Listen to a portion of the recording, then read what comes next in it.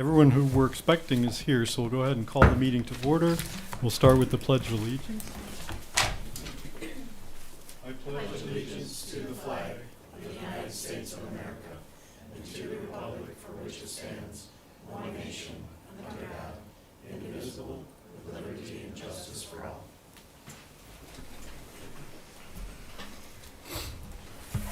Okay, so in case you heard the prior discussion, this is not the Golf Channel, it's the May meeting of the Union Township Planning Commission. So welcome everybody to that. We've had the Pledge of Allegiance, and so roll call, please. Albrecht? Here. I have Buckley excused, Gross excused, LaBelle? Here. Lapp? Here. McDonald? Here. Shingles is excused, Thering? Here. And Squadrito. Here. All right, we have a quorum. Okay, thank you.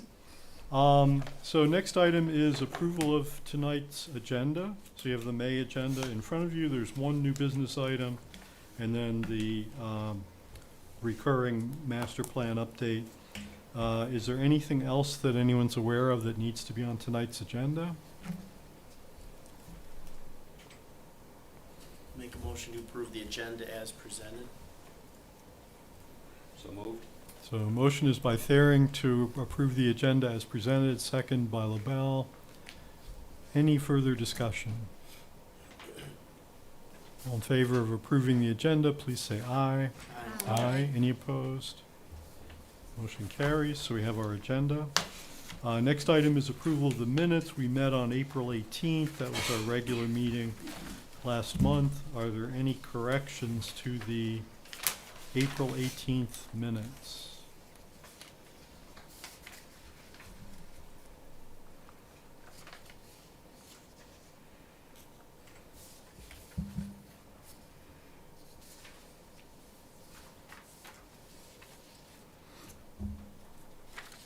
Motion to approve the minutes from the meeting on April 18th, 2023.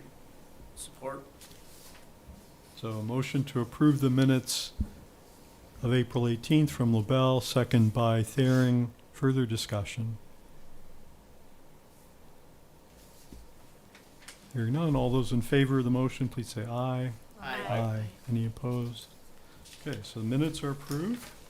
So next item is correspondence, board reports, presentations. First item is updates from Board of Trustees, Commissioner Thering. I have nothing to present today. No words of wisdom or anything to present today. Have you all just been sitting in silence? Have you Somewhat. had meetings? It's been, yeah. Okay. But nothing, well, okay. Any questions for Commissioner Thering? Board of Trustees related matters? Okay, thank you. So, Commissioner Buckley's not here, so we'll get even less from him. But the ZBA did meet on May 3rd, is that right? That is correct. They Anything- did have a public hearing on a variance request. It was for a building that was built without permits, so it was after the fact request. The request was for an 8-inch height variance, and it involved actually removing part of the building that was, because the building was also too large, but the applicant had volunteered to remove part of the building. He couldn't change the height.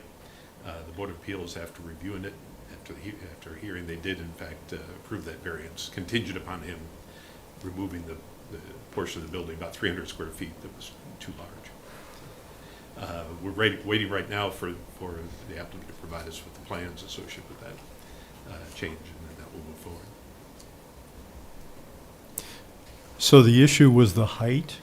So the ultimate issue, the issue before the Board of Appeals, was the height. It was 8 inches taller than maximum allowed under the ordinance. There were actually two violations: height and floor area. It was built too large,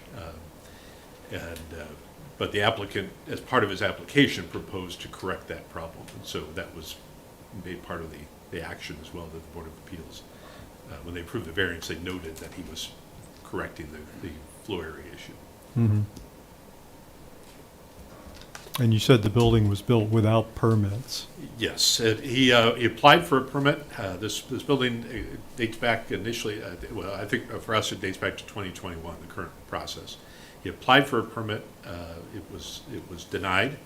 And unfortunately, the building got built anyway after that.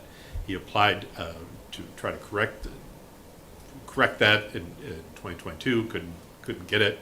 Ultimately chose to seek the variance and chose to make the corrections noted related to the floor area. So this is essentially was the end result of an ongoing ordinance enforcement action related to the fact that the building was built without permits.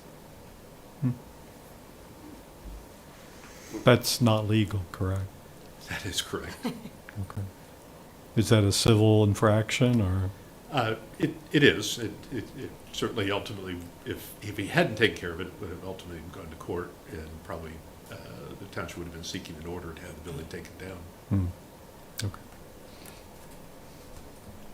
I was just gonna say, what was, can you share the address or where this was located? It was on South Lincoln, to the south end of the township here. Okay.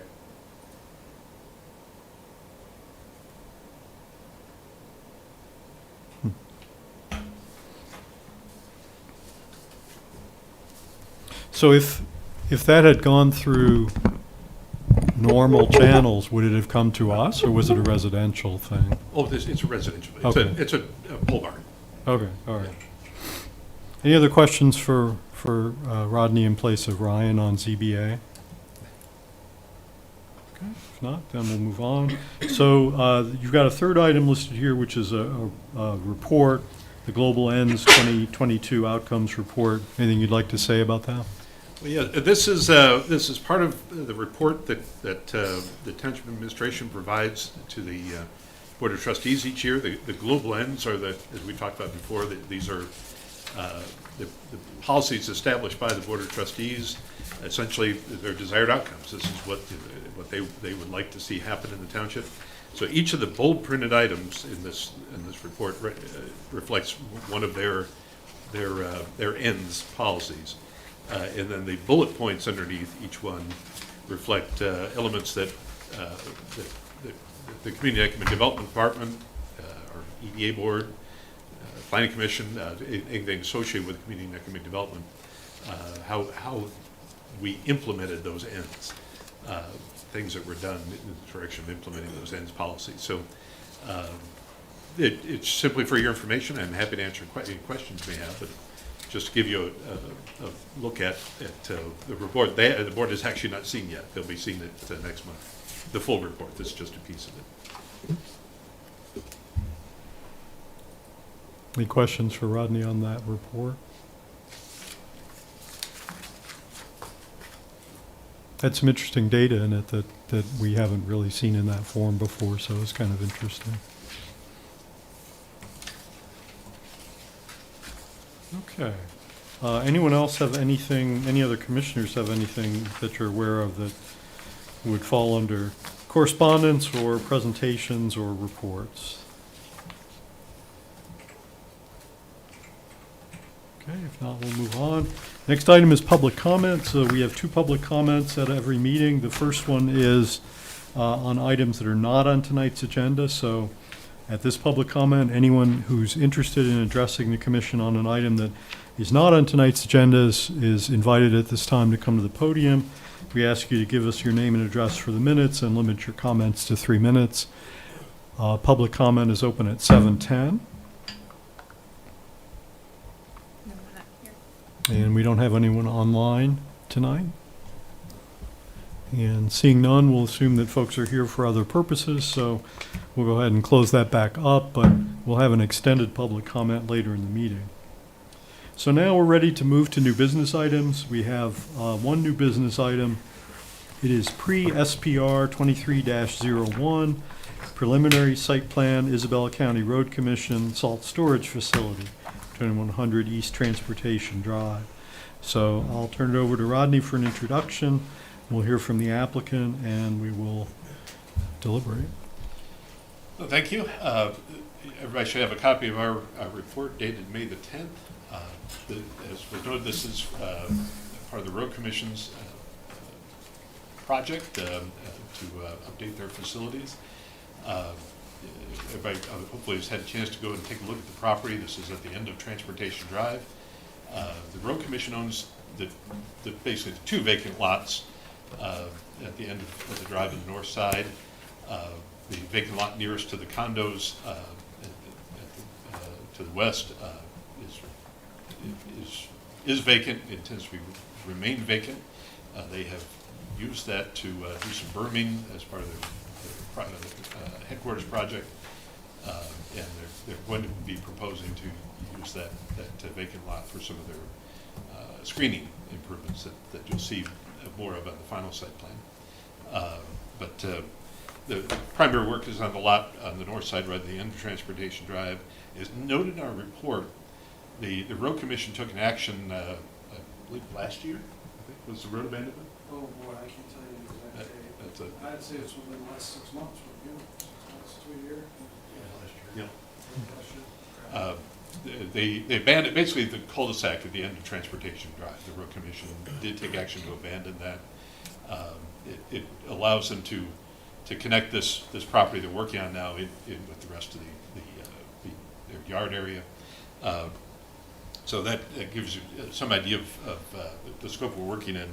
That's why you've seen, over the past number of months, you've seen some dirt stored down on that cul-de-sac turnaround. It's because it's no longer part of the road right of way.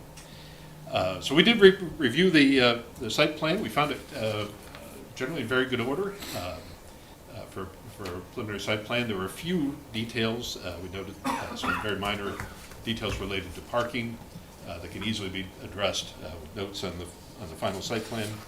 A few other items in the report, mostly aimed at final site plan requirements. There are 2 items that need to be addressed by the applicant. One that is related to a land division. You'll see on the plan that they're basically that whole property, including actually the right-of-way Transportation Drive, is all one big lot. They are proposing to divide off this parcel, do some land division combinations.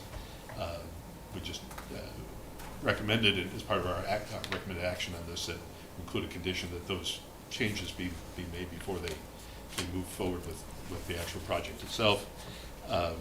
But the main item for you tonight is related to the salt storage buildings. These buildings are basically the large block foundation and then basically a dome structure on top. As you can see in the plans, open at one end. The buildings are 45 feet tall to the peak. The challenge here is that the property is zoned residential. Now, as we took action previously related to the road commission is considered under our zoning ordinance to be an essential service. So they're allowed in any zoning district subject to site plan approval. But they still are subject to the standards of that zoning district, setbacks and height and other things like that. In this case, the height standard in the residential district, the R2A district, is 35 feet. But the question for you tonight, as we outlined in our report, is related to just establish an interpretation of what is the best way to view the height of these dome structures. Our ordinance uses, for a gable roof building, the ordinance uses an average height. So let's say the height standard is 35 feet. Well, if you have a gable roof, the peak of the roof could be higher than 35 feet because you're taking the average basically from the top of the wall to the peak of the roof. And as long as that's less than 35 feet, even though the peak might be at 36 or 37, it's still considered to be in compliance with that standard. The same thing is true with a barn roof, what's called a gambrel roof. But there's no language in the ordinance that deals with a dome, this kind of a structure. The applicants have proposed to basically treat the inflection point as the top of the wall. So they talk about the block wall, and then the start of the dome is more or less vertical, and at some point it starts to make the curve in. And so they show an inflection point about 16 feet above grade. And so they call that the top of the wall, and they call the rest of it essentially a a sloped roof, or so similar to a gable roof. And in doing so, they show that the average height is well less than 35 feet. We also took a look at it from the perspective of simply, what if we use that just 8-foot high block as the wall and everything else is roof?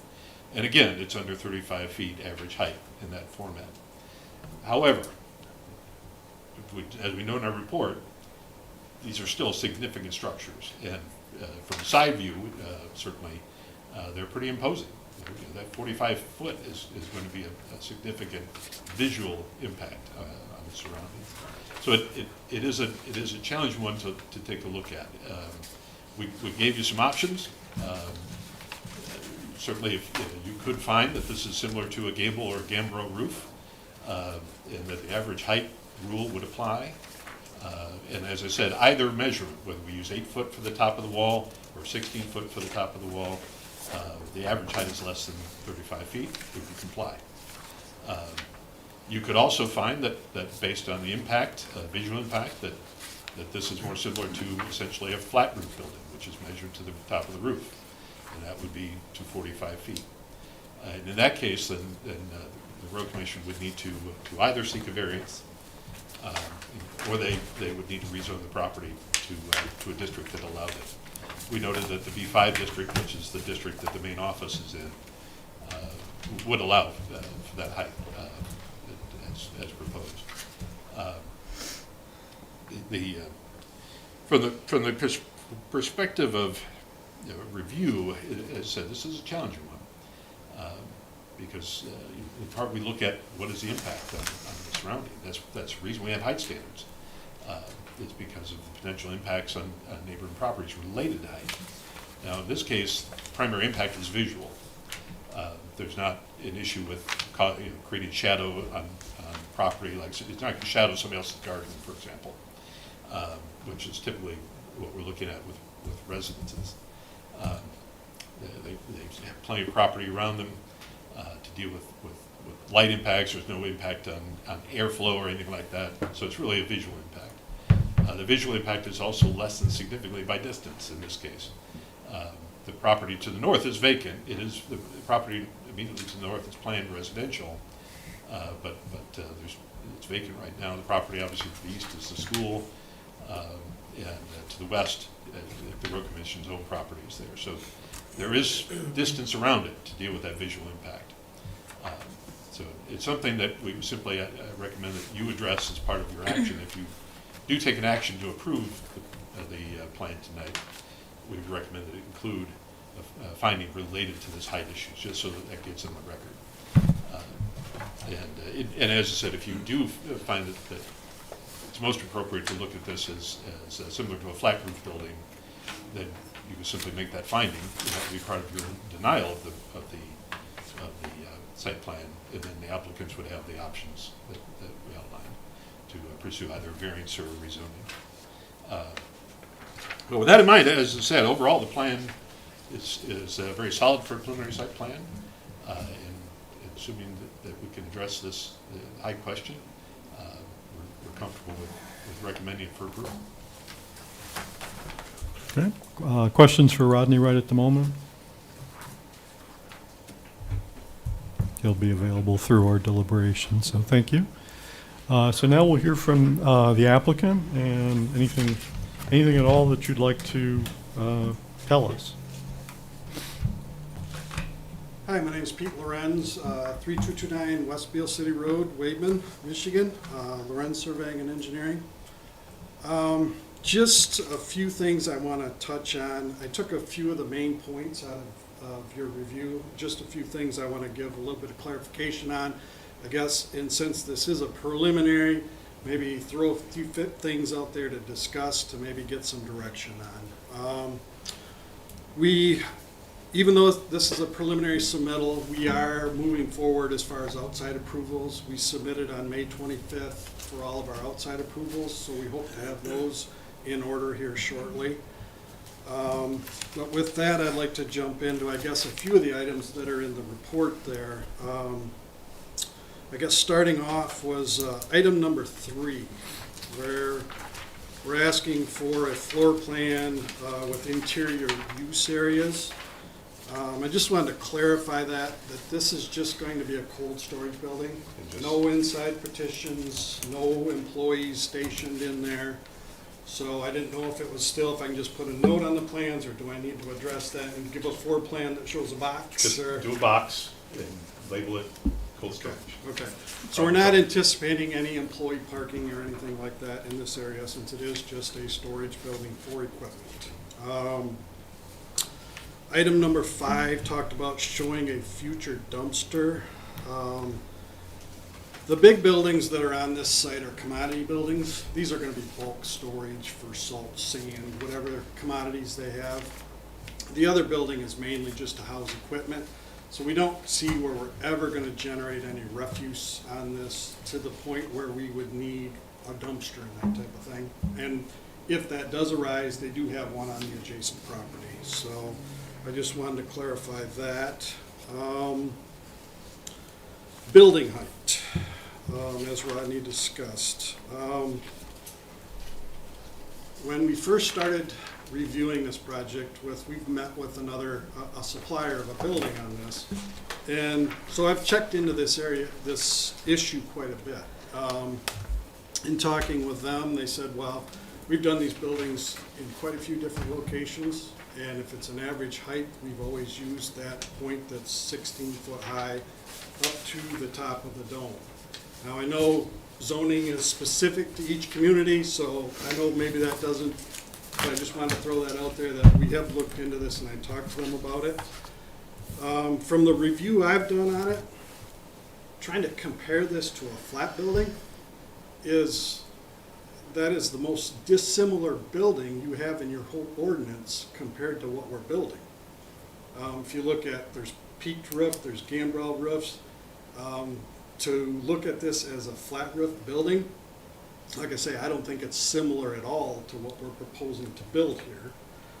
So I'll throw that out there. My opinion, it's most like a gambrel. If you looked at the zoning ordinance and the shape and whatnot. But another thing is I would like to direct you to section 7.15 of your zoning ordinance. This is an essential service. Section 7.15 allows for modification of building height for an essential service. So I guess if you were to find that you do not think this building does meet your zoning, I think you have some latitude based on section 7.15 compared to doing something drastic such as rezoning the property or pursuing a variance. That's my input on that. So I guess I would hope that you could take a look at that section and see if that allows you the latitude. Like I say, in my opinion, I think it meets zoning. If you use the 45 feet, the 16 feet, I think it complies. But if you rule that it doesn't comply, I think that other section could maybe be applicable in this situation. Screening. I know there was some comments in the review based on screening. Mainly, I think, dealing with the east property line and the north property line. Correct me if I'm wrong, Rodney, you were looking at us talking with the school regarding that east property line that's there. I just got the review a couple days ago, so I didn't have a lot of time to put anything together. But we did go out and take some photographs of that property line, and I have some information here, if it's okay for me to pass that out. I know a lot of times some municipalities don't like getting information at the last minute and don't think it's appropriate, but I do have some information I would like to have you guys look at if that's appropriate. We've done it, I mean, we've had that done before. I don't personally have a problem with it unless, Okay. No issue. Not at all. Just photographs. Yep. I'd rather see All right. Thank you.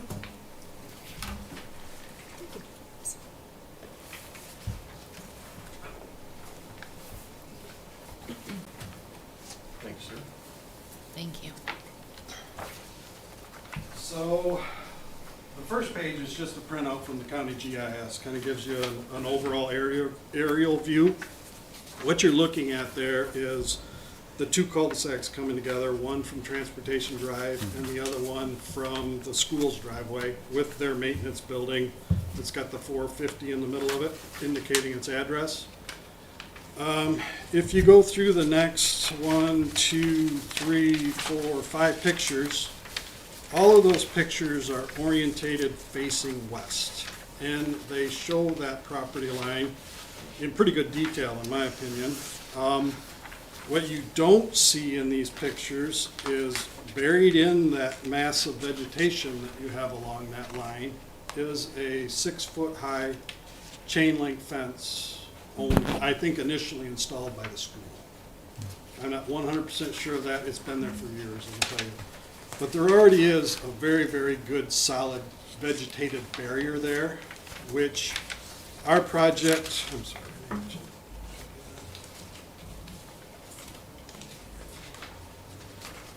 So we can leave that barrier in as is. I know one of the options mentioned in the review was to install a 6-foot-high vinyl fence in this area. I think the applicant would way prefer to leave this vegetated the way it is. I don't think we have a problem approaching the school with this either. But as you can see, the only picture that's kind of confusing in my opinion is the last one. That fence that's on the left side of that photograph, that's running east and west along the north side of the school's cul-de-sac. So what you're seeing in the background with the cement blocks, and that is the fence line that we're talking about in the background. So, I mean, I feel that line is screened very well. To go in and put a vinyl, tear all the natural vegetation out of there, put a vinyl fence in, or if the road commission has to put a vinyl fence on their side of that fence, I don't think it's anything that's ever even going to be seen hardly from the other side. Because there already is, like I say, there's a 6-foot-high chain link fence that's already buried in there. So as Okay. noted in our report about the north property line, existing vegetation absolutely can be used to provide the screening. They just need to detail it on the plan. So that, they could do that along the east as well. What gets me concerned with it, and I guess we did it once, so I guess I'm gonna ask if I can do it again. I've got some more photographs of the north property line. That one, I kinda did the same thing, giving you some photographs so you can see what's going on the north property line. Thank you.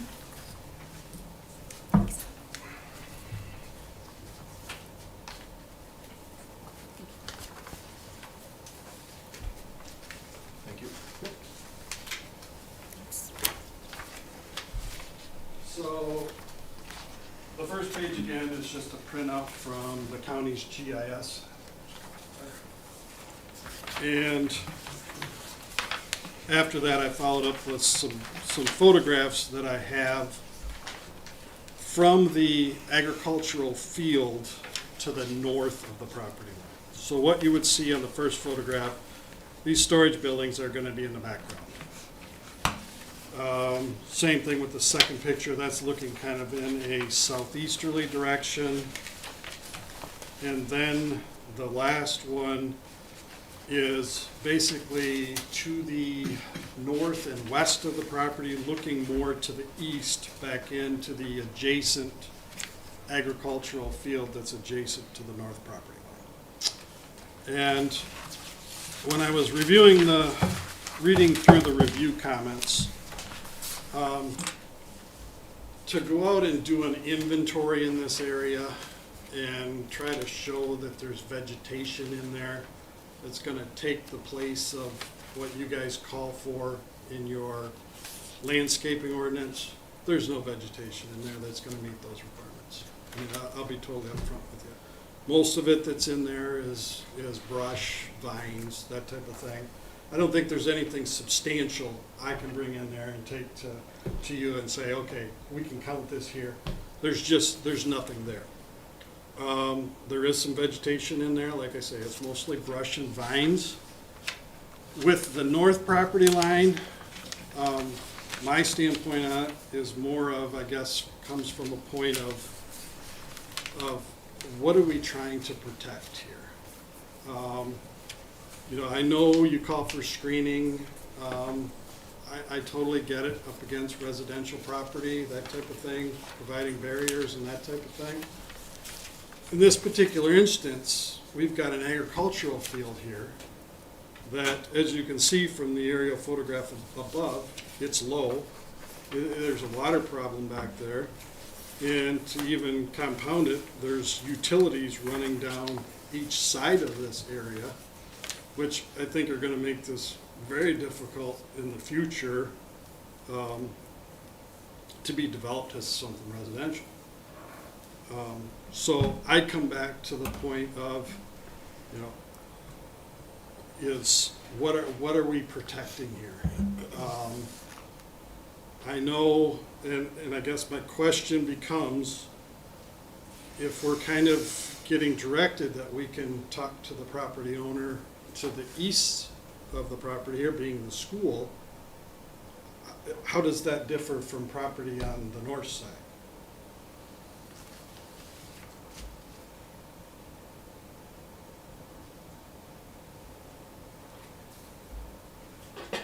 So the reason we suggested speaking with the school is largely because we were aware that there was a chain link fence there on that side. And the property, the school property is in the city, it's a separate jurisdiction. And of course, it's a institutional activity there. But primarily because we knew the fence was existing. And in front of the fence, there's a 20-foot sewer easement. So it creates a very narrow window in which to do anything in terms of screening. So that's why we suggested talk to the school. Frankly, as I said, as long as it's detailed on the plan, existing vegetation along that line can be used to meet the requirement. The reason we ask it to be detailed in the plan, because they need to show that it's going to remain. They need to provide some information about what it is. The photographs could actually be included in the plan to kind of show its character. And then just show on the plan that that area is going to be left as is, so it's not going to be removed. And then it would really be up to you. We have the provisions in the landscaping section of the ordinance that allow you to accept an alternative landscape design. So as long as it's detailed in the plan, perhaps with some of these photographs, that could easily take care of that east lot boundary. Frankly, similarly with the north, they are proposing to remove some of the existing vegetation on the north side, but they're also proposing to leave some of it. And so there again, you certainly have the ability to accept existing vegetation, even of the character that they're describing, as meeting the screening requirements, at least in part. So that's something that, like I said, just needs to be detailed. We note in our plan species size, height. I understand you don't do species size and height of vines. So that's really a description of the character of it. The photograph can be a part of that. I think a general description of the type of vegetation can do it. If there are some trees in there, probably note the species and best idea of size. But it's really what we're looking at is having a screening benefit. I do recognize the property next door is currently agricultural. It's planned residential. It does have utilities that serve that property. It's intended to be developed, and so this it's very reasonable to ensure that the screening is provided. But as I said, they certainly can propose to you to at least provide part of it with the existing vegetation at the north side. There's not really a way to entirely waive the screening requirement, but as I said, the ordinance does allow for you to propose an alternative design that doesn't throw out the ordinance requirement, but gets to where it's meeting the intent of the screening. So I do think that these items can be addressed simply through putting those details on the final site plan. With regards to the sewer, I would respectfully disagree with Mr. Lorenz about the potential for the site to be developed. Those sewer lines, what we have is we have a force main that runs along the east side of that property next door. And then we have a gravity sewer that runs basically to the west. Those sewers are on both sides of the road commission's lot, so it kind of gives you an idea about how far apart they are. Well, it happens that those are in direct line with Sandstone Drive to the north, because that's partly what they serve.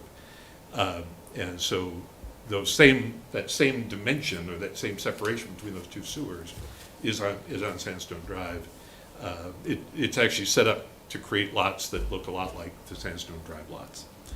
So it certainly could be developed and will likely sometime be developed with residential homes. So, and as I said, it's already served with those utilities to do that.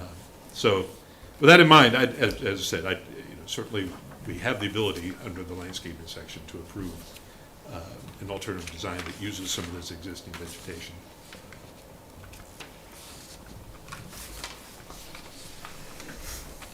Okay. Did you have anything you wanted to add? No, that pretty well wraps up the items that I had. I don't know if anybody has any questions. Yeah, are there any questions for the applicant while he's up there? I have a quick question. So I know when you're walking from Lincoln on transportation, there is an opening in the fence. That's still there, I'm assuming, because I know I see a lot of people like walking through there, or to go run, whatever. Mhm. Is that going to be blocked then by the sand, or is there? That's more down the roadway. We're building our buildings more to the north. They won't be in line with that. Okay. But again, since that turnaround was abandoned, technically that's private property now. I don't know how you view road commission property. I guess I don't know if they call it private property, but that is road commission property, not dedicated for the use of the public. So, how that's going to affect that in the future, I guess I can't say on that.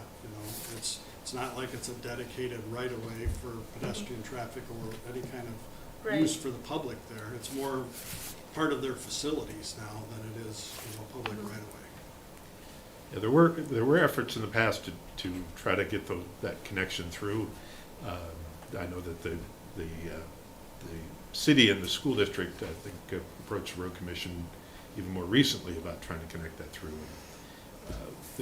There's not been any interest or movement on that. And it's largely because the road commission has intended to do what they're doing now. Mm-hmm. And there's no way to allow the public through that space and have heavy equipment running through it as well. And that brings up another very good point that, pedestrian traffic intermixing with commercial heavy truck traffic, Right. That's probably not the best mix to begin with. So, same thing with vehicular traffic as well as pedestrian traffic. I always turn around in the little spot and walk back, so I don't go through there. So we have this area here that we're talking about is part of our West DDA district. And our Economic Development Authority Board, which oversees that district, last year paid for the completion of the sidewalks along Remus Road. The Road Commission put in, I think, almost 900 feet of that sidewalk when they built their new building. The DDA district took care of the remainder, mostly existing sites that developed long before our current ordinances were in place. There is some interest in continuing those sidewalks. There are some remaining gaps. There's a gap, frankly, from Transportation Drive down to Remus on that side.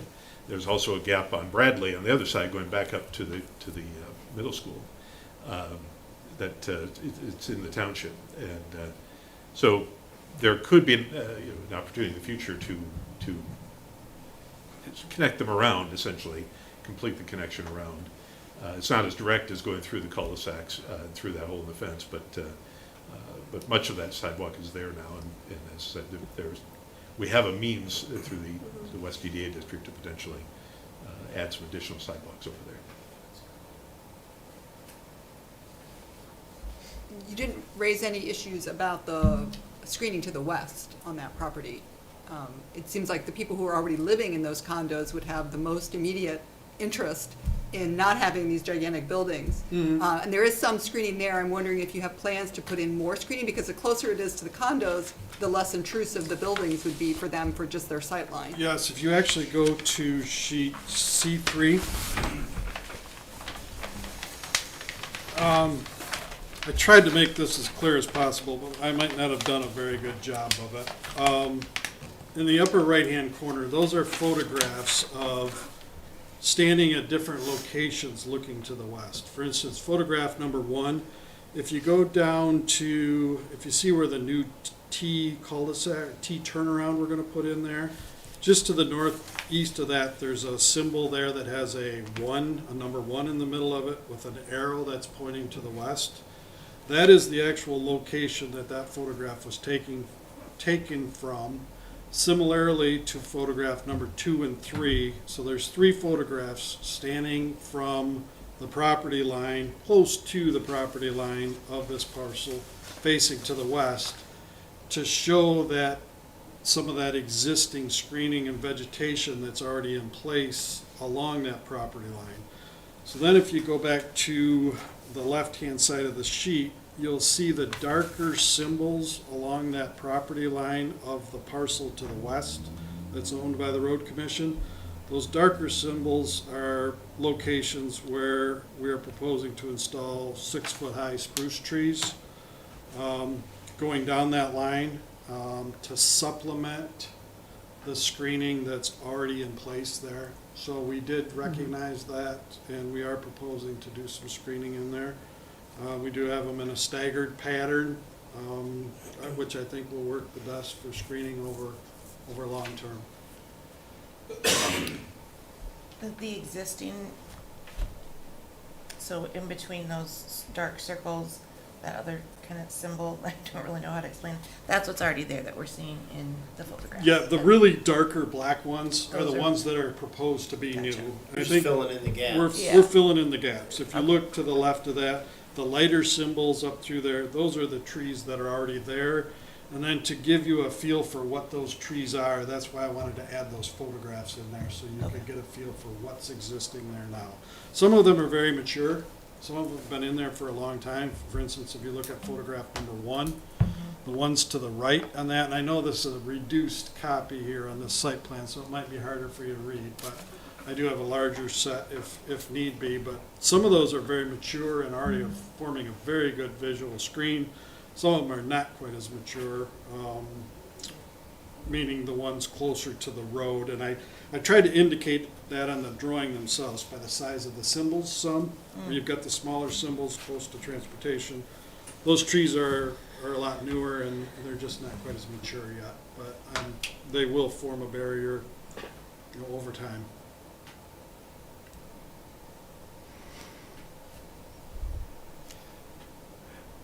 I guess I want to come back to the building momentarily. Is this a very standard design in the sense that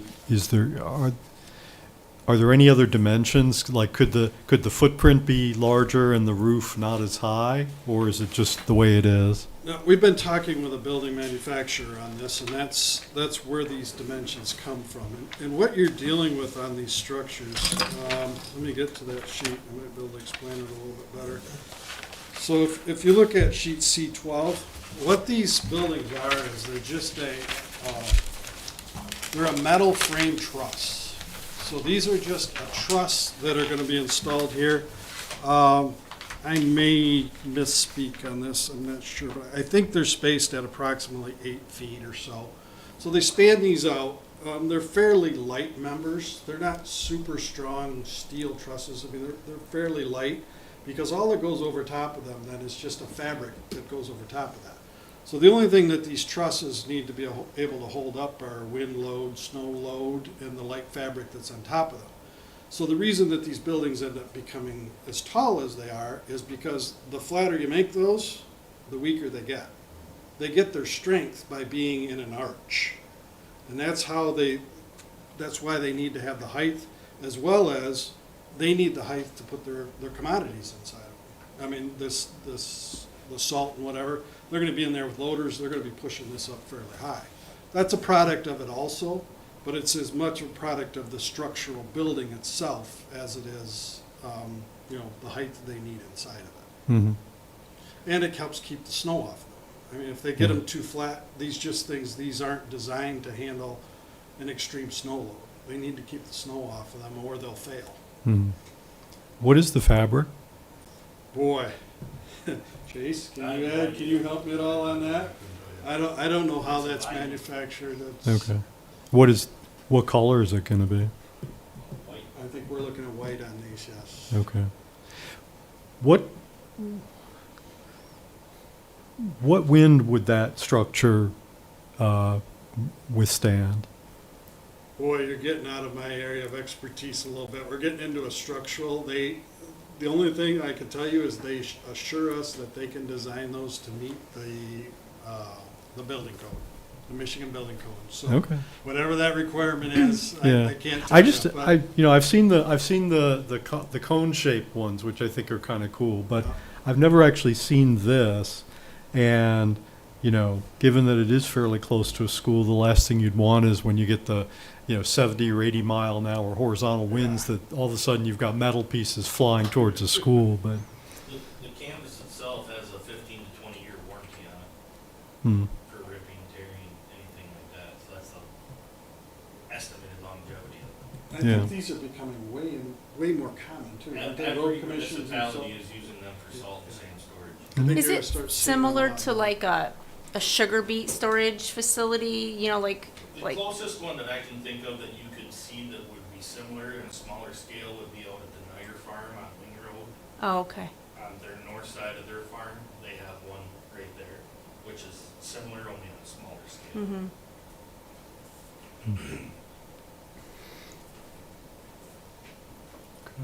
other questions for the applicant? I'll just say, I think that, to me anyway, the screening at the condos looks okay. And based on the photographs, I think well, first of all, I would defer to the school, but on their part, but I think that those both look okay. The only thing that I wonder about is if the property to the north is ultimately developed into residential, then presumably that isn't going to be what's going to be there. In other words, if they're going to build a nice development, they're not going to leave a bunch of random vines and such. And so, maybe this is more of a question for Rodney. What if we approve everything and the way it is, and 10 years from now, that site gets developed? Is there any recourse in terms of getting landscape or screening at that point, or is it just we've approved it, so it is what it is? In terms of what, how we would base any screening related to existing vegetation, it would be based on the vegetation that's on the road commission's property. I understand the vines and whatever, go over the property line. I understand there's stuff on the other side, but it is the material vegetation that's on the road commission's lot, both in the north and on the east. Frankly, just it is really to the west that determines the screening. I know as we look to the west, some of those trees are on the adjacent condo property, and really all of those trees were put in by the condo developer originally. But largely what we're doing, the only thing we can really preserve is required to be preserved and maintained is what's on the road commission's property. We have no control over what the property to the north might do, or even what the school might do in the future in terms of cleaning up that line on their side. So, but there is vegetation on the road commission side that they can cite and indicate they're going to preserve it. And if you choose, you can accept that as part of the screening. As for coming back later, no, we really can't. Once the site plan's approved, if we've said, yes, this meets the requirements, then that's the plan going forward. And I think if I can add to that a little bit, if you go to sheet C4, probably shows it the cleanest. And you look at that north end, that shows, it does show that line going slightly over the property line, but the majority of that vegetation is on the road commission property. Now, keep in mind, when we go out to do these surveys, we're not locating every little bit of vegetation to indicate exactly where it's at, but the majority of it looks like it's on the road commission property where they're farming up pretty darn close to the property line, it looks like. Mhm.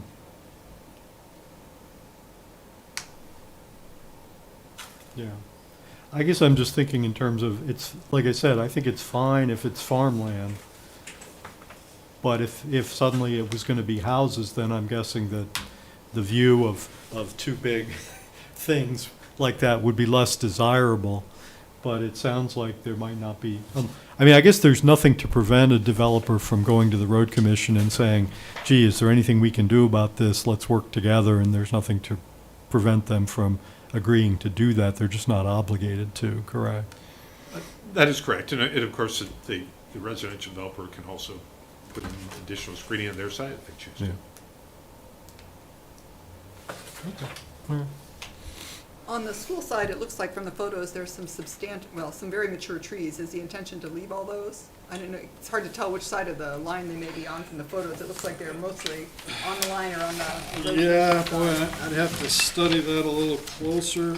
On that side, we do have the, think they're all staying? Okay. Great. There's already a buffer with That- the force main. That forest runs right there, so we're Yeah. not gonna be anywhere near that. I didn't know if any of those had got out into, farther out into the property or not, so. This also has a bus garage that's in between the school Right. that, you know, from an appealing standpoint, I mean, that, I don't see that being, I wouldn't think that would be an issue, even if there was nothing there. It's so far away, Right. you know. That's gonna reduce the height view anyway because of the distance. Right, right. It shouldn't be, I mean, I'm just thinking out loud, but I'm just, you know, let's just say there was nothing there on that side, I wouldn't know how that would really affect. And to me, the most important side is the west side, which I think they've addressed quite well. Also, the reason we had to go past size of buildings, the sewers, Oh, yeah, we had, to fit in that area, Yeah. that's why we had the. yeah, I don't know if you guys could all hear that or not, but this, it does have sewer easements going down both property lines. That did limit the amount of area that they had, so that's part of the reason that these buildings got, you know, squeezed in a little bit and taller, so. Do you know how much space from from the building to the west, to the west where the back of those condominiums are? Do you know about? To the property line itself, ooh, well, I that mean, it looks to piece, be quite a distance, I mean, that vacant piece in between there is about 350 feet wide. And I estimate, this is our setback line in there. We got a 10-foot, so 20. I'm gonna guess that's another approximately 30 feet. So from the edge of the building to that other property line, you're roughly 380. And then if you ended up another 20, round numbers, you're looking at 400 feet. that's a fair distance as well, along with the vegetation that you're planting. It's a football field in the third. Yeah, Yeah, I mean, so that's, it is a good distance. thank you.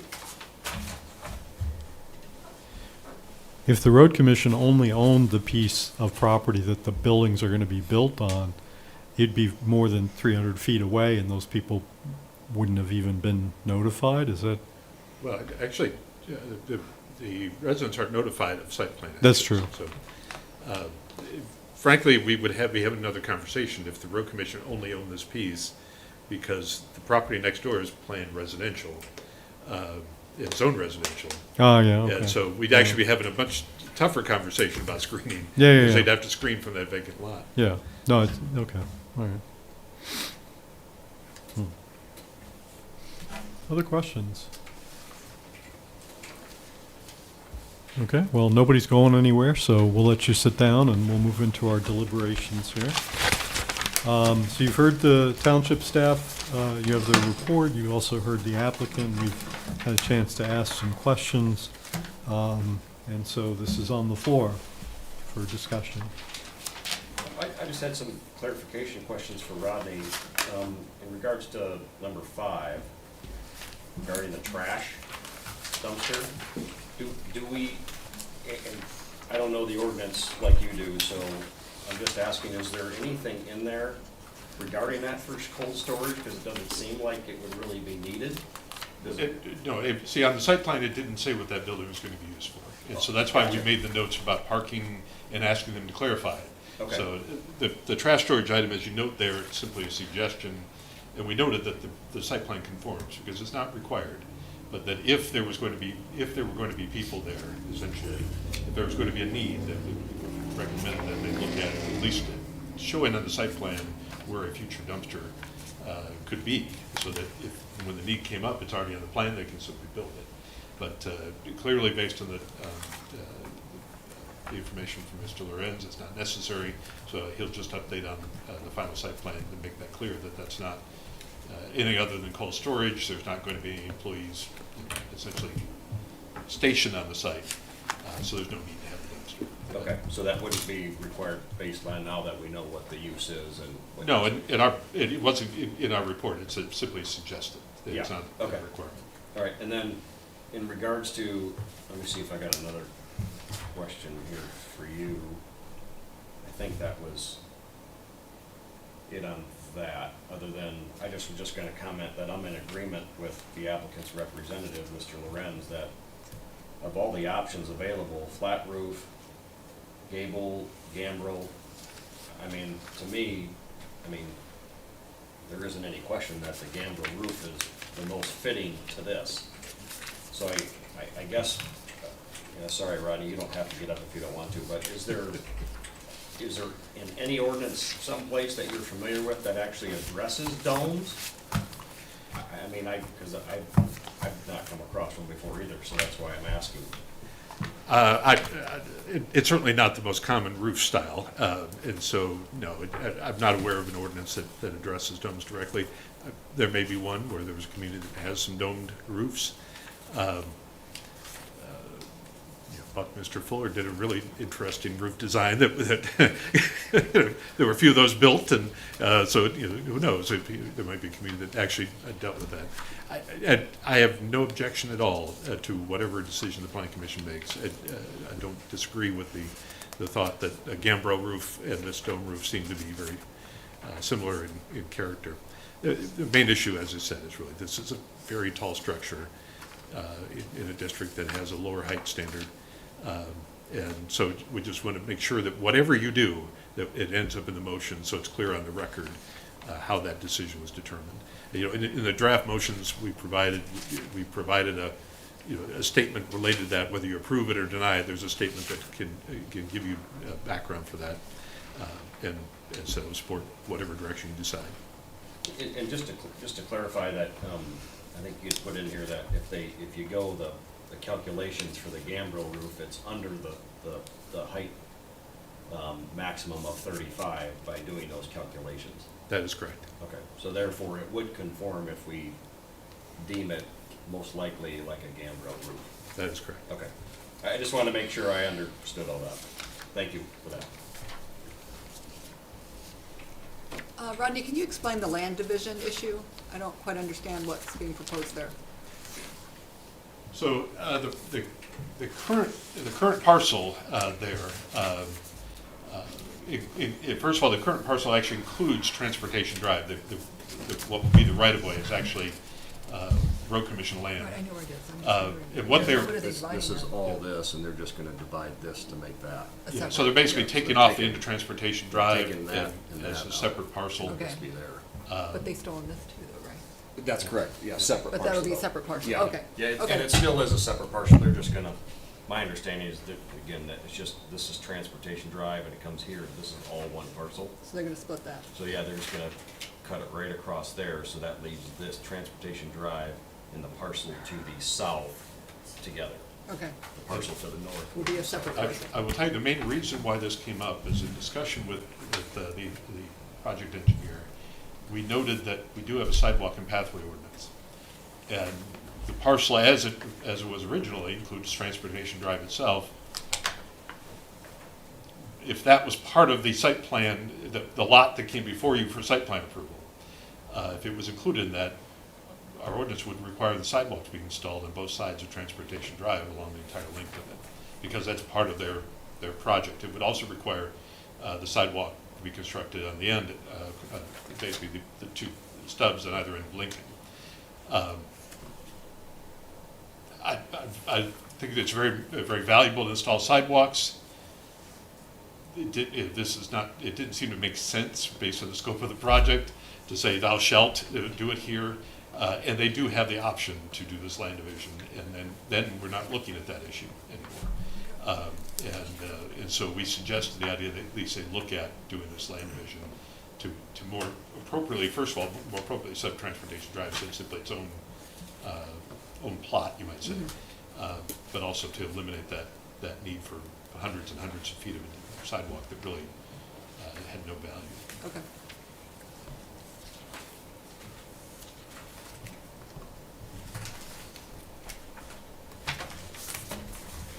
Hey, Rodney, just one more question on the landscaping. So, are they just choosing to do landscaping on the other parcel? That borders, that would be it'd be the west parcel that on the west part of the west parcel that they're adding some trees there. Are they choosing to do that, or are they required to do that? Well, they're required to provide the screening. They chose to put it on that parcel because it's part of the land that they own. It's land that they intended to remain vacant. And I think as was noted by Mr. Lorenz, it provides a better benefit to the neighboring condos by having the screening closer to them than at the east end of that lot. Yeah. So the location was chosen by them, but it certainly is convenient.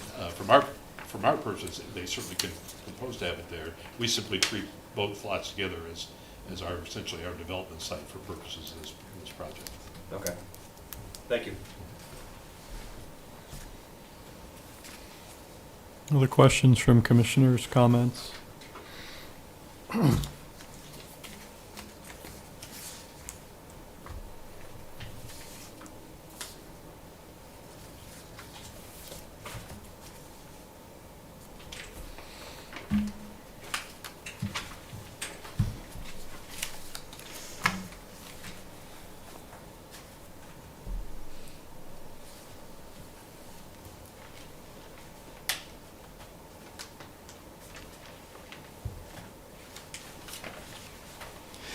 I have to say, when you take everything into account, including the distance from the existing condos, the proposed landscaping, the fact that this is an essential service, and they're building there because, well, one reason is because they wanted to be totally somewhere else, but we didn't let them do that. I mean, and they need these buildings, so I mean, I'm pretty comfortable with treating them as gambrel style roofs. I think that's what they look like, at least shape-wise. So.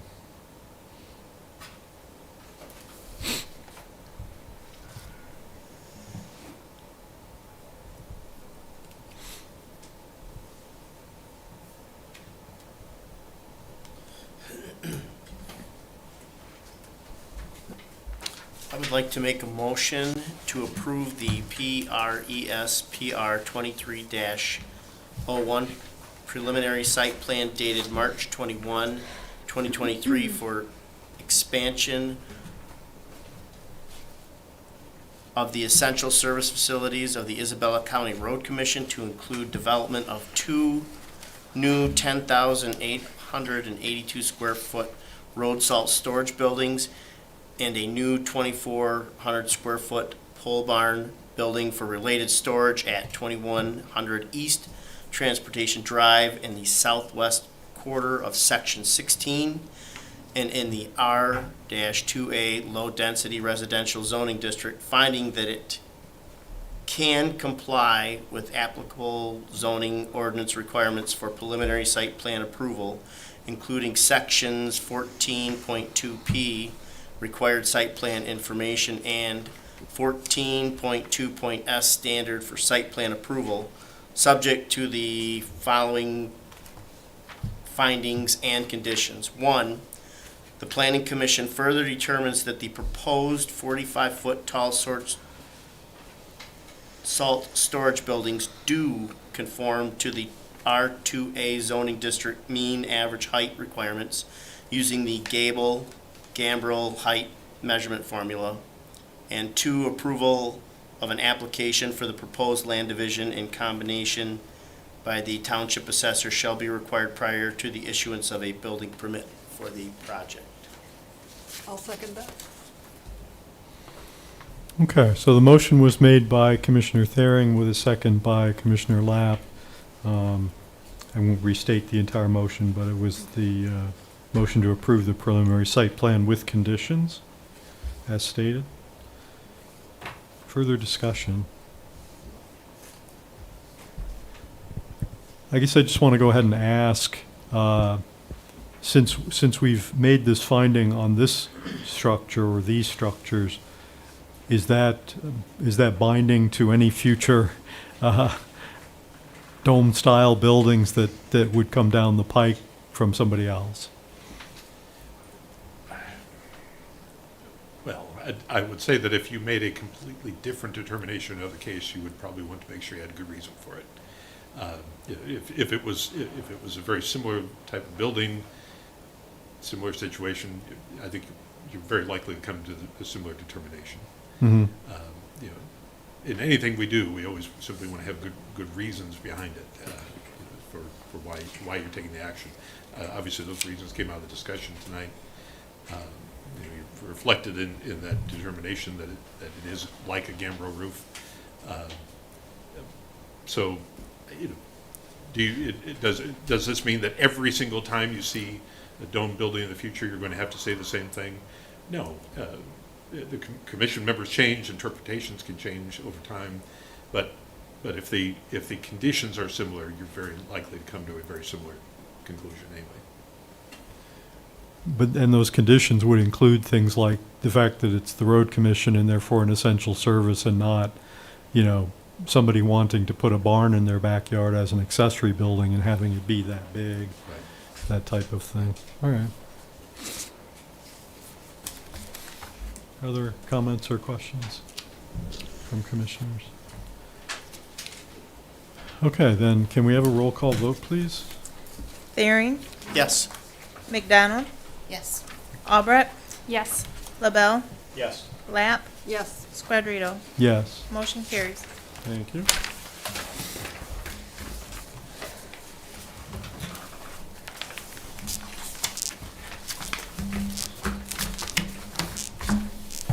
Thank you very much. Have a good evening. Thank you.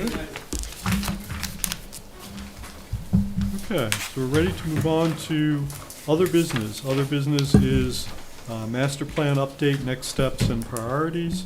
And so again, I'll turn it over to Rodney. There's an update and in your packet that was fairly extensive, so I'm sure he wants to say some things about that. Well, thank you. I should have that dated May the 10th. It really has two parts. The first part kind of lays out the skeleton of the process that we'll be following. This is largely based on the Michigan Planning Enabling Act requirements. Just a couple, you can see a lot of to-be determined dates as we move forward. We'll start putting the flesh on those dates, but just want to give you some idea of the steps involved. A couple of things that I just make note under preparation for updating the plan. The second item there notes Township Administration meets with the CMU representatives to discuss options for a survey. This CMU has provided service to the township at least two prior occasions, 2009 and 2016, to conduct a survey of township residents at the request of the Board of Trustees. Actually, each of those coincided with updates to plans, either Parks and Rec plan or master plan as well. So that data ended up being reviewed as part of those plan updates. We we actually met today, Mark Stilger and I met today with a representative from CMU that provided those previous surveys for the township, and had a conversation about doing that again, and they're interested in working with us on that. It will most likely be a mailed survey. In previous surveys have been done by telephone.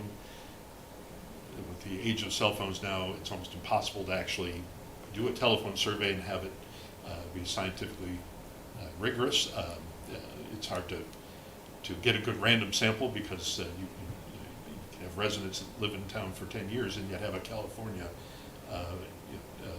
area code on their phone because that's where they came from.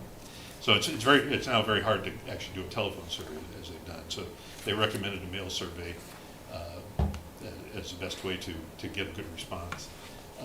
We'll be talking with them further about the details, but we did discuss kind of timing, and we are looking at preparing the survey over the course of the summer, and that will involve you as well.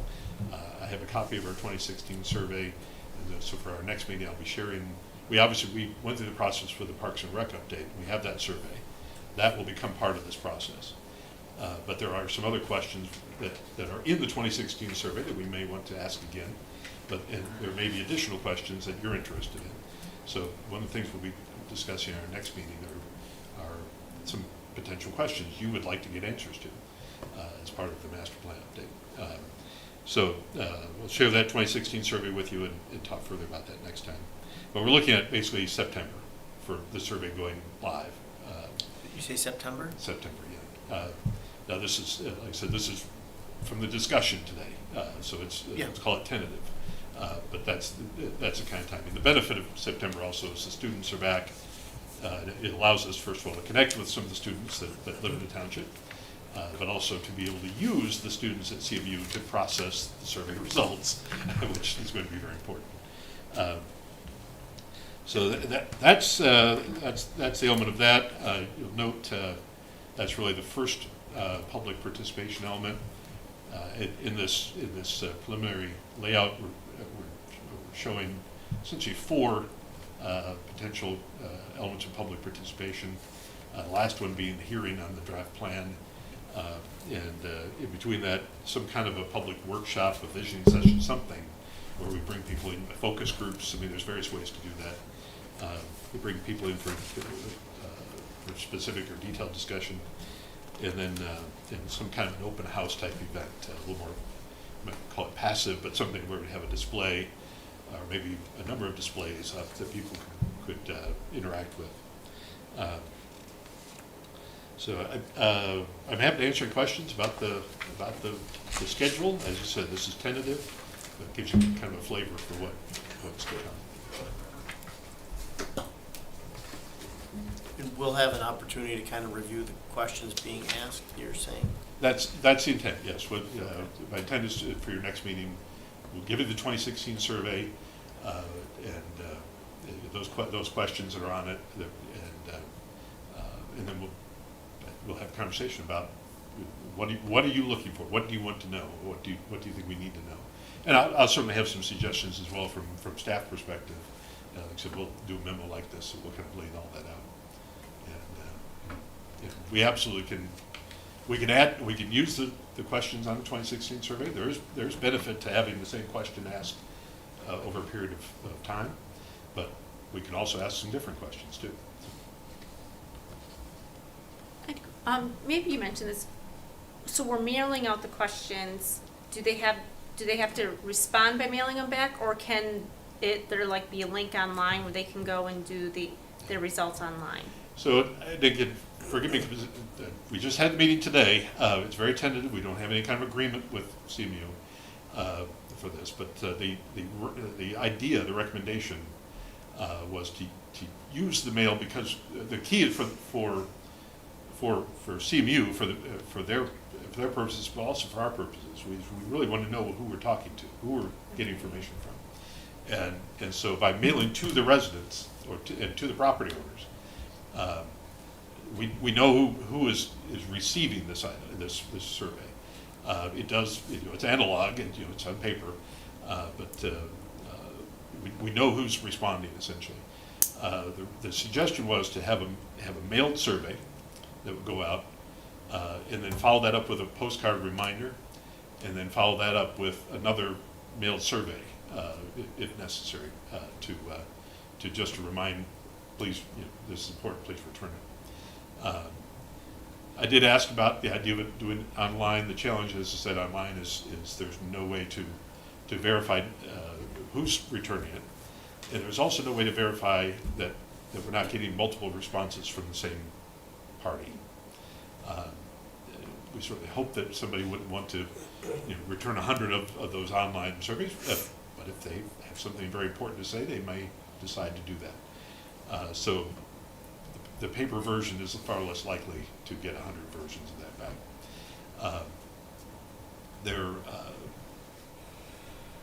There are some ways to do digital surveys. They require us to have email addresses for all of our residents, and we do not have email addresses for our residents, other than a few that we've interacted with for building permits and other things. But we don't keep a comprehensive spreadsheet of those. So without having the email addresses for your set that you're trying to reach, it's challenging to do a digital survey.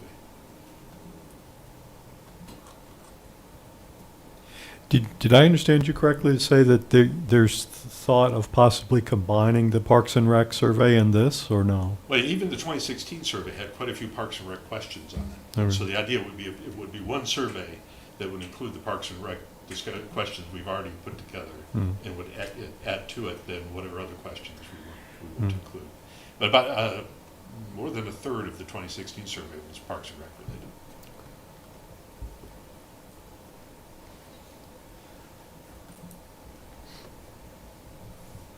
So you plan to include the 2016 survey in our next month's packet, and then we'll have some time to presumably to discuss that, and just like we did with the Parks and Rec survey. Exactly. All right. Other questions for Rodney on this? Did you want to say anything about the part where you've got the items in red? So yeah, so the second part then is kind of starting. We talked about essentially creating a kind of a framework for what this what important focus areas of the plan would be. And during our last meeting, we identified, as you might say, a skeleton, which are these bold headings here: introduction, global ends, future land use, plan for activity development. Those are all the parts that they're in your minutes from your last meeting. And so what we did was kind of put a little flesh on the skeleton, you might say, with these statements in red. Some of these came right out of our discussion from March. They're straight from that discussion and put in here. Others are items that came out of our discussion at our last meeting, paraphrasing some of those comments, and some things certainly that from a staff perspective we see as important things to consider.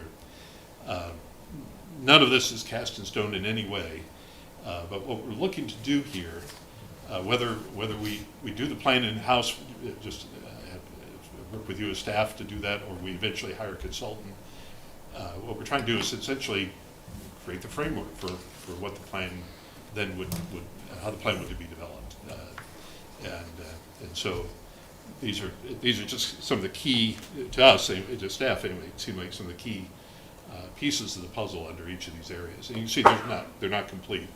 Some items don't have anything in them yet, and there's certainly room in all of these to add more.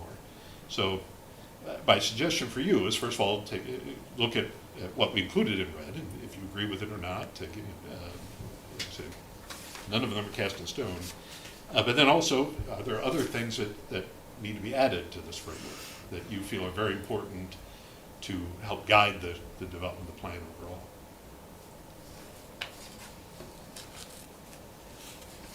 And this is also something that we can continue to discuss at the June meeting as well. I mean, it's not something we're expecting to finish this tonight. Mm-hmm.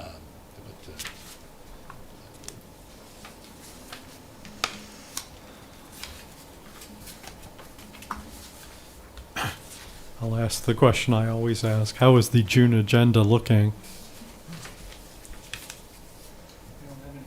Yeah, I don't think we have any applications at this point. Okay, so it's quite possible we'll have a good chunk of time to, because I would imagine this fleshing out process is really going to require us to go through these more or less one by one and talk about them and to try to see if, based on a consensus of the commission, whether we agree with it or not.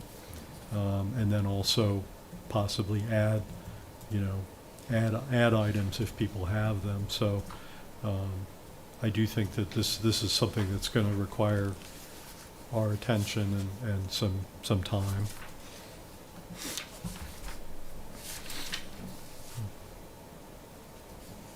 Other questions for Rodney?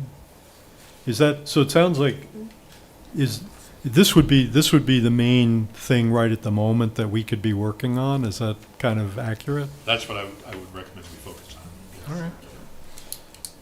So it's relatively early, I guess, by our standards.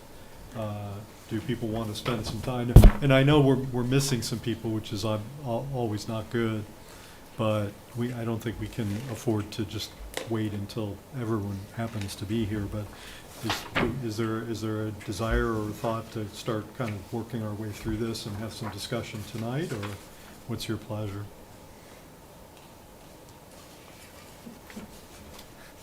It's been a long day for some and maybe less so for others. I'm just asking. I don't have a strong feeling one way or the other.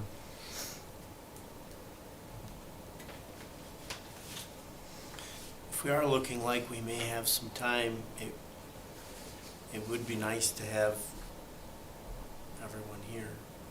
I mean, you're right, we Yeah. don't want to delay, but Well, yeah, I worry that with it being the summer months, we may or may not end up with everyone here. right. Right. But it's also true that setting up the agenda where it says,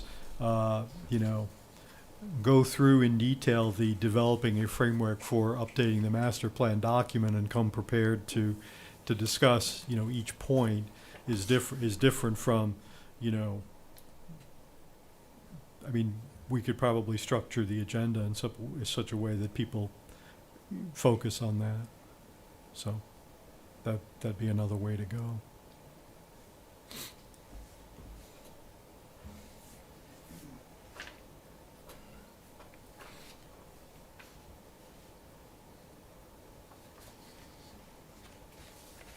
So I'm okay with that. That would give us two main agenda items. Next time would be the survey questions and the fleshing out of this framework.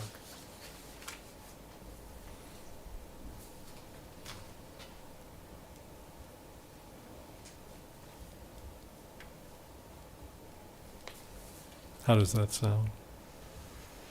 Okay. All right. Any other comments on this right at the moment? Okay. So then we'll move to, and you have enough from us in terms of what that agenda item would look like? Yes. Okay, excellent.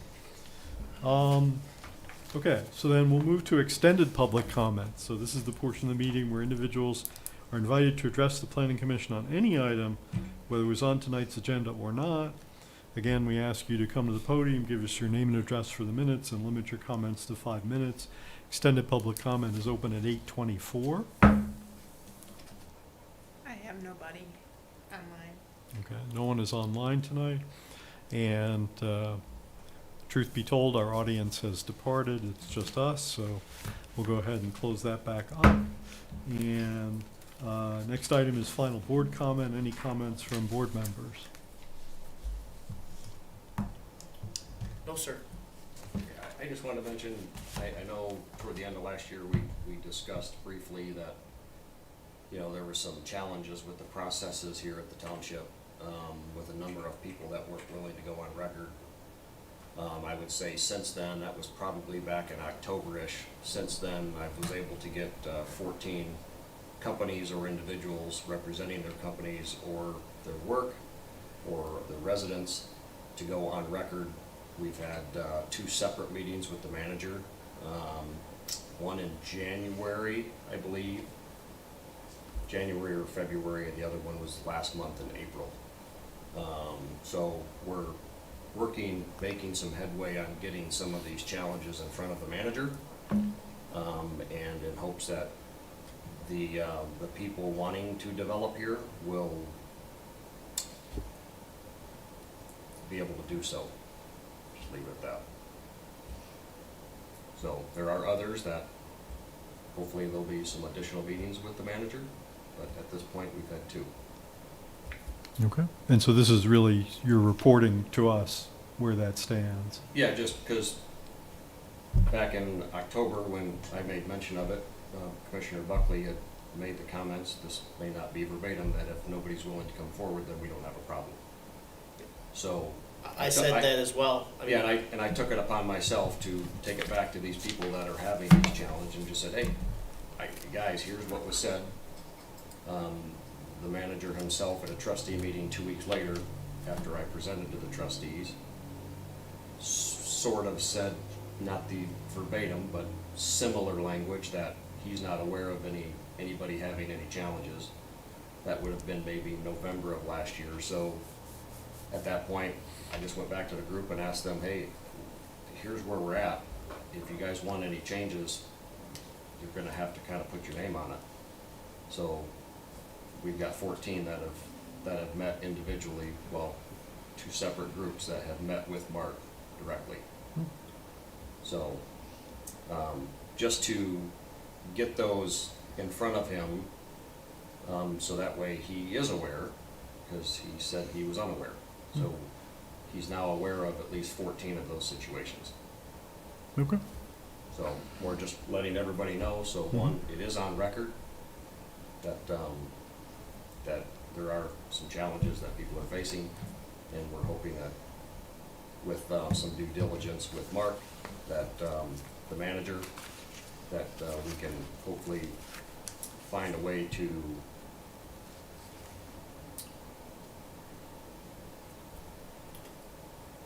make it less challenging for people wanting to invest in our community. Okay. Other comments from commissioners?